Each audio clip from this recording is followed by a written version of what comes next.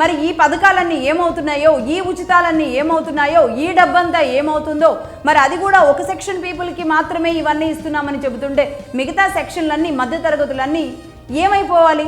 అలాగే ప్రతి సంవత్సరం కూడా వైట్ రేషన్ కార్డులు మేమే ఎక్కువ ఇచ్చామని చెబుతున్నారు అంటే దాని అర్థం ఏంటి?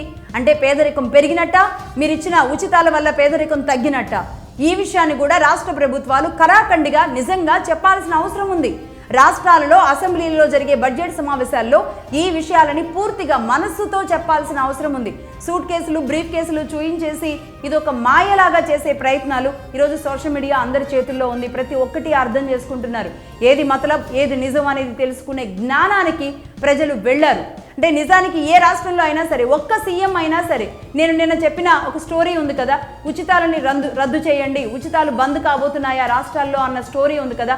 నిజంగా ఆ పారామీటర్స్లో ఒక 50,000 కోట్లను ఒక ఏడాది చొప్పున 5 ఏళ్ల పాటు రాష్ట్రాలకి, జిల్లాలకి పూర్తిగా వాడుకోగలిగితే నిజంగా ఆ రాష్ట్రాలు అద్భుతాలు సృష్టిస్తాయి. మరి అంటే ప్రతి సీఎం కూడా మనసుతో పని చేయగలిగితేనే అది సాధ్యమవుతుంది.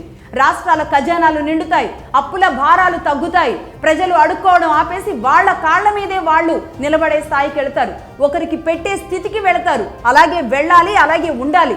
అలాంటి రోజులు వచ్చిన నాడే ఈ రిజర్వేషన్ల గొడవలు, కులాల కొట్లాటలు, ఈ ప్రతి అంశం కూడా రాజకీయ అవసరంగా మారకుండా ఉంటుంది.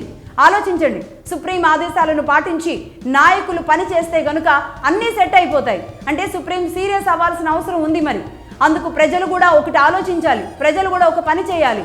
ఏదైనా సరే రాజకీయ నాయకులు నేను నా కాళ్ళ మీద నా తరం, నెక్స్ట్ తరం కూడా మీ దగ్గర చేతులు చాపకుండా నిలబడేలాంటి ఒక వ్యవస్థని నాకు ఇవ్వండి అని అడగాలి ప్రజలు. అంతేగాని నెల నెల పూట గడిచేలాంటి పైసలు తీసుకుంటే ఇవాళ తింటే రేపు అరిగిపోతాయి అన్న విషయాన్ని గుర్తుంచుకోవాల్సిన అవసరం ఉంది. నాకు పైసలు వద్దు అని చెప్పే ఆత్మాభిమానాన్ని ప్రజలు పెంపొందించుకోవాలి. లేదు అంటే ఈ ఉచితాల వల్ల సోమరపోతుల్ని చేసి పబ్బం గడుపుకునే నాయకులు ఇలా పెరిగిపోతూనే ఉంటారు. ఇలాంటి సోమరపోతులు రాష్ట్రాల్లో కూడా మిగిలిపోతూనే ఉంటారు. Right, that's all for now. ఇక ఇలాగే దీనికి సంబంధించి మేధావులతో ఒక చర్చా వేదికను కూడా త్వరలో నిర్వహించడానికి మగధా న్యూస్ సిద్ధంగా ఉంది. దీనికి సంబంధించిన పూర్తి విశ్లేషణ, రాష్ట్రాలు, కేంద్ర ప్రభుత్వాలు, ఉచితాలు, అప్పులు, అప్పుల భారాలు, వీటన్నింటికి సంబంధించి ఒక పెద్ద చర్చ, సుదీర్ఘమైన చర్చ జరగాల్సిన అవసరం ఉంది. ఇది అలాగే దశల వారీగా జరుగుతూ ముందుకు వెళ్ళాలి. రాష్ట్రాలు కూడా మేల్కోవాల్సిన అవసరం కూడా ఖచ్చితంగా ఉంది.